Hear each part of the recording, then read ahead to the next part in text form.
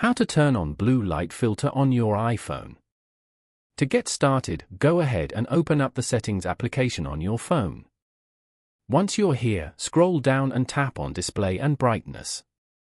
This page allows you to adjust the screen brightness, switch between light and dark appearance, enable True Tone, and configure other display-related settings. Here, scroll down and go to Night Shift as shown. Night Shift automatically shifts the colors of your display to the warmer end of the color spectrum after dark. This may help you get a better night's sleep. On this page, turn on the scheduled switch if you want to schedule a time for the color change.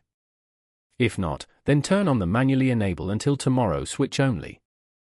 And then go to the color temperature section below and drag the button to set the temperature according to your preference.